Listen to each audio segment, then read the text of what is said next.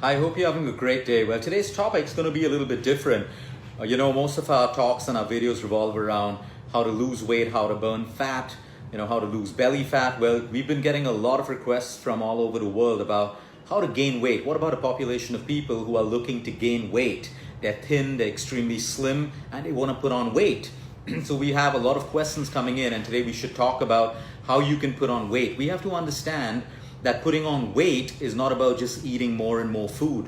It's not about eating more ice cream and eating more sugar and eating more fatty foods, because we have to understand in our endeavor to put on weight, we shouldn't be clogging our arteries. We shouldn't be producing more inflammation in the body. And we should understand that sugar doesn't make you put on weight. Sugar works very differently in the human body.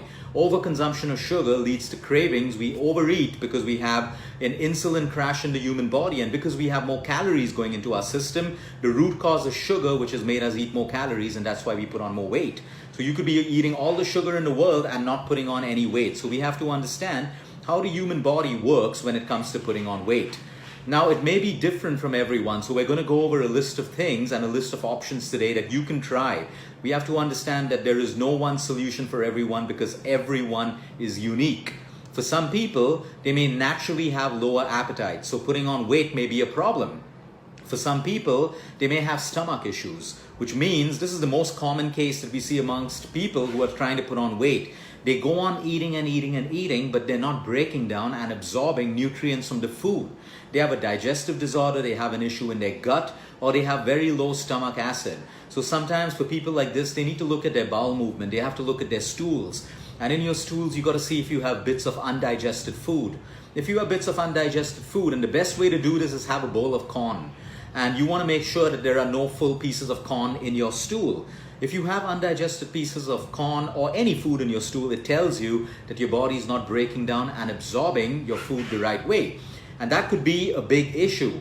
Malnutrition is not just about starvation, about people who don't get enough of nutrients. Malnutrition can also happen to anyone living in an urban city, having a great diet, having superfoods, having healthy foods and all of that stuff. Malnutrition is that your body is not able to break down the great food that you eat. So we start off in the stomach. Like with most problems which relate to health, we also start off in the gut. We want to see if there's undigested food in your system. A lot of people, even when they eat a little bit of food, they're left with this heavy feeling in their abdomen. They're left with this heavy feeling in their gut. This could tell you that the rate that your food is being processed and digested is very slow, because you don't have the right amount of stomach acid.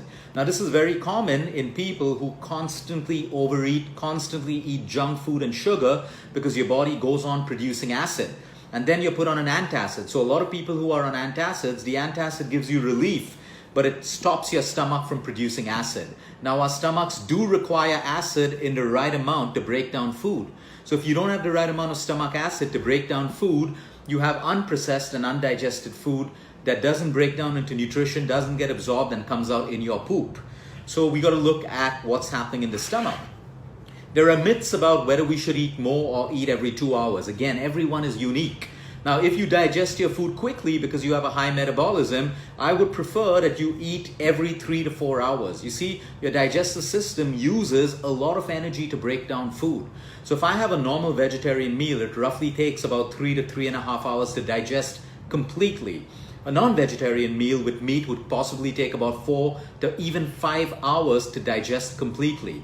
When you eat every 2 hours, what happens is the digestive system is not even completed digesting the previous meal. So we put more stress on the gut. We create more acid when it's not necessary. Now, eating every 2 hours may suit a population of people who are highly diabetic. They have insulin crash levels, their sugar levels are falling. That's a very small population of people. But people who believe that I can stoke my metabolism by eating every 2 hours, there is no science in that. We have to understand that digestion has to complete in order to boost metabolism. Okay? So we have to understand. And there are some people who are left with this heavy feeling in their stomach. So don't eat until that feeling disappears. And there are some people, they eat a big meal and in 2 hours they're hungry. So for that, if you are physically hungry and not emotionally hungry, make sure that you eat, because you have a high metabolic rate. Okay, you're probably doing a lot of exercise, you're very active, or you generally have a high metabolic rate, which means your body's constantly asking you for food. So feed yourself. Try not to get on restrictive diets, especially. You know, a lot of people today think that clean eating and healthy eating is only about eating greens and pumpkin seeds and all of that stuff.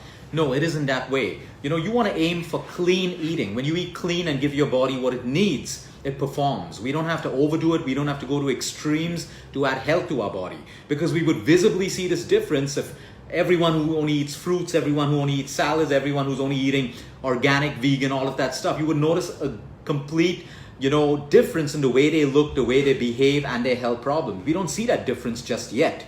It doesn't mean that their diet is wrong, but we have to understand you need to do what suits your body type. So eating more fat and butter and sugar is not going to make you put on weight. It's going to clog up your arteries. Yes, you need to increase your calories in your food with nutrient-dense calories. Examples of nutrient-dense calories are the calories that come in eggs if you're non-vegetarian, or sweet potatoes, or avocado, or good oils like coconut oil, like pure ghee. These are good calories which are medium-chain fatty acids that break down in your liver. It will not hurt your heart unless you overdo it, but it's nutrient-dense in nature. Then you have nut butters, butters which are made out of almonds, butters which are made out of cashew nuts, which are made out of hazelnuts. These are fantastic butters for you. You have the most powerful shake that athletes use when they're trying to put on weight. It can consist of almond milk if you're going completely vegan or off dairy. So you have banana, you have fig, you have dry dates in it. You have a whole nut powder, so you can do pistachio, you can do almond, you can do cashew nuts. Make this a powder so you can add a tablespoon of that to your shake. You add peanut butter, or you just add peanuts to it. So this is high calorie, this is healthy, and it's nutrient dense. So this can help you put on weight. But again, if you have an absorption issue or a gut issue, you want to plug that leak, because no amount of calories will help you put on weight if you have an issue with your gut. Now let's talk about exercise. This is extremely, extremely important. If you want to put on weight, you want to look at putting on muscle. I'm not talking about bodybuilding muscle. I'm not talking about becoming buff. I'm talking about lean muscle. The more lean muscle you put on, you see muscle has a lot of weight, which is why the best way to lose belly fat is also putting on a lot of muscle. But when you put on muscle, your overall body weight will rise. So you see a lot of people who come to us for weight loss, they start losing body fat, but their overall weight on the scale increases, and this upsets them. But they have to understand that your lean mass is increasing, your good weight is increasing, and your body fat percentage is coming down. So there's a huge difference. In fact, it's a really, really stupid thing, and people should stop saying that I want to lose weight. No, you don't want to lose weight, because when you lose weight, you could be losing muscle, you could be losing water, anything but fat. So we want to aim for fat loss if we're trying to lose weight, and we want to look at muscle gain if we're trying to gain weight. We don't want to gain fat, we want to gain muscle if we're trying to gain weight. So when it comes to exercise, weight training or body weight exercises is the best for you, and you want to limit your cardio. You do not want to do that one hour of traditional cardio where you do 15 minutes on a cycle, 15 minutes on a treadmill, 15 minutes on the elliptical. No way, that's not going to work for you. You want to reduce your cardio because you don't want to waste your muscle. You want to reduce your cardio and you want to do more functional training. So you lift weights, for example, you do a couple of squats, then you do a couple of mountain climbers. So that becomes functional training. Then you do a couple of lunges, you do a couple of jumping jacks. So this is going to pack on muscle onto your body, automatically get rid of the bad fat, but you will put on overall body mass by doing this. So you want to keep the cardio low, and you want to keep the weight training or the body weight or the functional weight training much higher than the normal amount of cardio that you do. So that's extremely important. Look at your gut, look at the health of your stomach, look at your bowel movement. These all give you clues as to why you may not be putting on weight. And there are some conditions that don't allow you to put on weight. You want to explore that as well. So just remember, are you the kind of person who needs to eat every 3 to 4 hours, or are you the kind of person who needs every 2 hours? You can't make a blanket statement because everyone is different. Now, very important, if you start getting into weight training or functional training, you will automatically increase the amount of calories that you eat. Because if you start training more and not increasing your calories, you're going to create a deficit and actually break down and lose more weight. So it's different for everyone. It's a good idea for you to check out the foods that are calorie dense. I just read out a couple of them, but you need to understand, eat but don't overeat. No amount of overeating will help you put on weight. It'll make you put on the bad weight, but when you overeat, you also start destroying the health of your gut and decreasing your stomach acid. And then you get in this vicious trap of not putting on weight or putting on the wrong kind of weight, which is body fat. So that's what you have to do. Simple tips like this to put on weight. And if you generally have a low appetite, you want to look at adding things like ginger before your meals. These are things that automatically increase your appetite. You have to understand that stress also plays a huge role.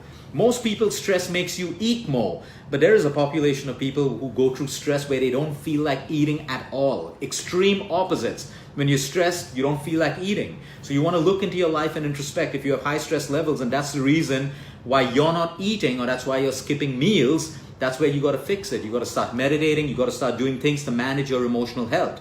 Because like losing fat, the same principles apply to gaining weight. It revolves around your nutrition, your exercise, your sleep, and your emotional health. Have a great day, everyone. Until next time, eat smart, move more, sleep right, and breathe deep.